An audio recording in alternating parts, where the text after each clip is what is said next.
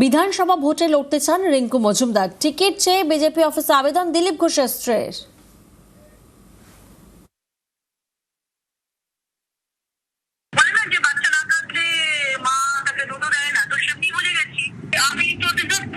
আমি স্বতঃস্ফূর্তভাবে ডেডিকেটেডলি একদম গ্রাউন্ড লেভেলে প্রত্যেকটা মানুষের সাথে কানেক্ট করে আমি কাজ করছি। দল আমাকে 12-13 বছরের মধ্যে আমাকে একটা পঞ্চায়েতের মেম্বারের টিকিট দেওয়ার প্রয়োজন মনে করেনি।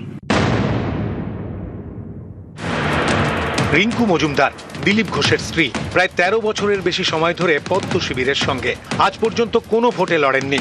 এবার 26-এর ভোটে তিনি প্রার্থী হতে চান গেরুয়া টিকিট। তাই 31শে জানুয়ারি সল্টলেকে বিজেপির অফিসে গিয়ে জমা দিয়ে এসেছেন বায়োডেটার সঙ্গে জমা দিয়েছেন আবেদনপত্র। তাতে প্রার্থী হওয়ার ইচ্ছা প্রকাশ করেছেন রিঙ্কু। তার পছন্দের সিটের কথাও উল্লেখ করেছেন দিলীপ ঘোষের পুরনো আসন মেদিনীপুর, অথবা উত্তর 24 পরগনার বীজপুর, অথবা রাজারহাট নিউ টাউন। আমি স্বতঃস্ফূর্তভাবে ডেডিকেটেডলি একদম গ্রাউন্ড লেভেলে প্রত্যেকটা মানুষের সাথে কানেক্ট করে আমি কাজ করছি। তাহলে আমি কেন অ্যাপ্লিকেন্ট হব না? আজকে দল আমাকে 12-13 বছরের মধ্যে আমাকে একটা পঞ্চায়েতের মেম্বারের টিকিট দেওয়ার প্রয়োজন মনে করেনি। তো আমার ইচ্ছা যদি আমি জাহির না করি, বলে না যে বাচ্চা না কাঁদলে মা তাকে দুধ দেয় না, তো সেমনি বুঝে গেছি। গত 18 এপ্রিল বিয়ে করেন দিলীপ ঘোষ এবং রিঙ্কু মজুমদার।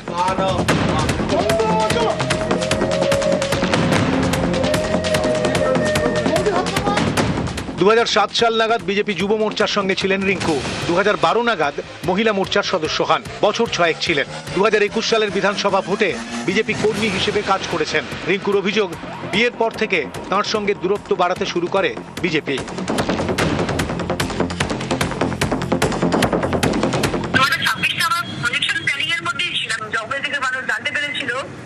যে আমি ওনার সাথে আমার বিয়ে হতে চলেছে বা কিছু একটা আলোচনা চলছিল জানুয়ারি, তবে আমি বলতে পারছিলাম যে আমাকে পার্টি থেকে মহিলা মোর্চা থেকে 35টা মেয়েকে দিল্লিতে নিয়ে যাওয়া হলো। আমার বাড়িতে যারা ছিল, মানে আমার বিয়ের আগে পুজোতে, সেই আমাদের 2-3জনকে সব জায়গা থেকে সরিয়ে দেওয়া হলো। একটা মেয়ে ওবিসি মোর্চা থেকে ডিসকার্ড করে দেওয়া হলো, মহিলা মোর্চা থেকে আমাদের 2 মেয়েকে ডিসকার্ড করে দেওয়া হলো। তখনই আমি বুঝলাম যে আমি অলরেডি ভুক্তভোগী হতে শুরু করেছি আমার পলিটিক্যাল কেরিয়ার। আমার বিয়ের কারণে তো আমার হচ্ছে পলিটিক্যাল কেরিয়ারটা আমার খারাপ হয়ে গেল, কিন্তু আমি কেন এটা মেনে নেবো? আমার 8 মাসের বিবাহিত জীবন, আমার যে 13 বছরের ডেডিকেশন স্যাক্রিফাইস, সেটা কোথায় যাবে? আমার স্ত্রী, তিনি পার্টির একজন কার্যকর্তা, আমার চেয়ে পুরনো। আমি এমএলএ এমপি হয়ে গেলাম, ওনার একবার হওয়ার ইচ্ছা আছে। পার্টির হাজার হাজার লোক অ্যাপ্লিকেশন করেছেন, কর্মীরা, যে কেউ করতে পারে। পার্টি ঠিক করবে কাকে কোথায় ক্যান্ডিডেট করবে। রিঙ্কু মজুমদার তিনি লড়তে চান বিধানসভায় এবং বায়োডেটার জমা দিয়েছেন। রিঙ্কু মজুমদার তিনি লড়তে চান বিধানসভায় এবং বায়োডেটার জমা দিয়েছেন। আগামী দিনে রিঙ্কু নিয়ে বঙ্গ বিজেপির কি ভাবনা, কি সিদ্ধান্ত হতে চলেছে, সে বিষয়ে এখনই মুখ খুলতে নারাজ বঙ্গ বিজেপি নেতৃত্ব। সময় উত্তর দেবে, জানাচ্ছেন বিজেপি নেতৃত্বের একাংশই। ক্যামেরায় খোকনের সঙ্গে সুস্মিতা, নিউজ 18 বাংলা, কলকাতা। প্রার্থী হতে চান দিলীপ ঘোষের স্ত্রী। 26-এর ভোটে টিকিট চান রিঙ্কু মজুমদার।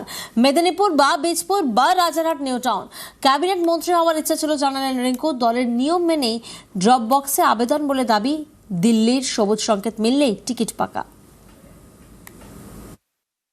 আমার ক্যাবিনেট মিনিস্টার হওয়ার শখ ছিল, তো আমি জানি না সেটা সম্ভব হবে কিনা, কারণ আমাদের দেশে আমি দেখি তো পার্লামেন্টে সমস্ত কিছু তো অনেক ক্যাসেস করতে পারি, তো সেখানে আমি দেখেছি তারা যদি পারে তাহলে আমি কেন পারবো না। এই জুনুনটা আমার মধ্যে অনেক বছর আগে থেকেই ছিল। এবার অনেকে ভাবছে হয়তো আমি ওনাকে বিয়ে করেছি এর জন্য, সেটা মোটেও নয়। আমি বিজেপি পার্টিটাকে ভালোবাসি, সুপ্ত বাসনা থাকে।